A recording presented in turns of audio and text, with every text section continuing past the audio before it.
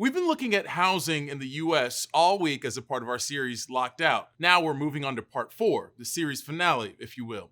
We're putting our focus on how climate change is impacting housing.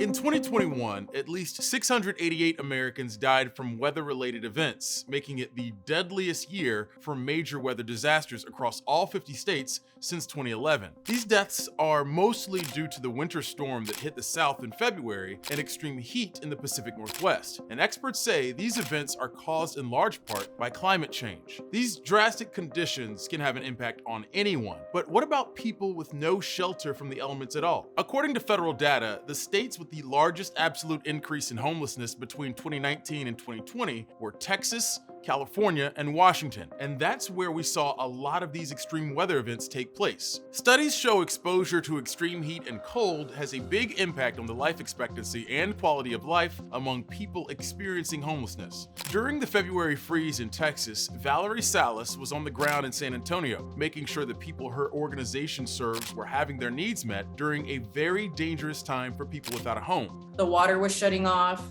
electricity shut off, so we couldn't even get hotels because housed individuals were booking all the hotels. So now we're out of hotels. I mean, it was like barrier after barrier. We were just rolling with the punches.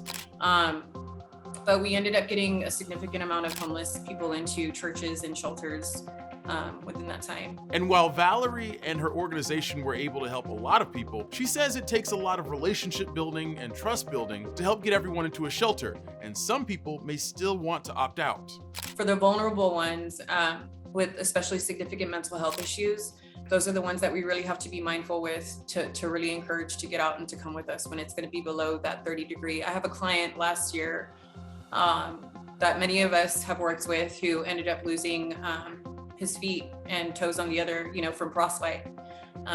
So again, they don't really know until they're in that moment. On the other end of climate threats, over the summer, the Pacific Northwest saw record high temperatures reaching over 115 degrees. According to the Environmental Protection Agency, heat is actually the leading weather-related killer in the US, even though most heat-related deaths can be prevented through outreach. That was the focus for a Portland-based day shelter for women and children, as they saw the effects of heat play out firsthand on people without homes. The first step is getting the word out, both to our guests and to our donors. So we always put something big out, just doing a collection for handheld fans, water bottles. We were passing out rags that we were dipping in cool water, trying to get deliveries of ice, things like that. So it really is, the whole community kind of has to come together to help our houseless neighbors. Heat waves also aren't the only extreme weather event in the Pacific Northwest that has been made worse by climate change in recent years. In addition to the massive heat wave that we had last summer, you have to remember that Oregon has the second highest rate of unsheltered folks. So these are folks that were literally outside for all of this. Plus the wildfires. Summer of 2020, you couldn't even, the air quality was the worst in the world in Portland. So everything we've covered has to do with the impacts of climate change on people experiencing homelessness. But it can also create homelessness. Extreme weather events displace 20 million people worldwide from their homes each year. John Mitchell is a content writer and editor at the Climate Reality Project, and he's written about the intersection of climate change and housing. He brought up an interesting point. As most Americans lack a substantial amount of savings, how can most people be expected to prepare for this? Think about it in the context of, what happens when that flood does come? What happens when that hurricane does hit and you don't have $1,000? I mean, that's 3 nights at a hotel. And then what's next? So what are the solutions here? Of course, there's solving the climate crisis. Easier said than done, really. But until that happens, what are the best ways to help those experiencing homelessness stay safe from extreme weather? More affordable housing options are a part of that puzzle, but the folks who run shelters point out that sometimes making the transition from being unsheltered to having a stable home isn't always easy. Because I can't tell you how common it is for people to finally get through the wait list. They'll wait 3-4 years on a wait list. They'll get a key to an apartment and they won't be successful because they simply don't know how to live indoors anymore. It's isolating. It's scary. They're alone. They're used to living in communities. The first step to helping people experiencing homelessness in many cases is building trust between people who need help and local area shelters. To stay on this topic of homelessness in America a bit longer, we have here with us Nan Roman, CEO of the National Alliance to End Homelessness. I wanted to start with the point in time count, Nan, that's conducted annually to measure homelessness in the U.S. I know last year it was canceled because of the pandemic, and this year plans may have shifted as well because of the Omicron variant. Can you explain how the count works and when you think we'll have more updated numbers? The count is conducted at a point in time, obviously in January, usually at the end of January. That's the time when people who are homeless are more likely to be in shelter if shelter is available, so it makes them a bit easier to count. The count counts everybody who's in a shelter bed or a homeless bed.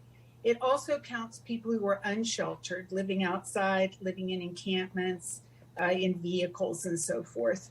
That the unsheltered people are people who don't always get picked up in other counts and administrative data of shelter beds and so forth. So the point in time count is really important to us.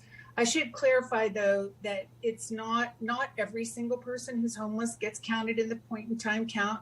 People who are doubled up for economic reasons but can't stay where they may be staying with a friend or a relative, but they are not going to be able to stay there for long. They're defined as homeless, but obviously we can't count every single household, go to every single household and see if someone's there who's going to have to leave.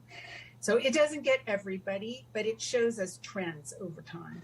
What trends have worsened as a result of the pandemic? It looks to us like family homelessness among parents that are homeless with their children, has gone way down. We think that because the family shelters have a lot of vacancies, and from what we can tell, that's what's happening. It could be because people are getting the child tax credit payments and other kinds of payments, the unemployment benefit supplements, the other tax credits, and that money could have been enough to help people stabilize in housing and not become homeless.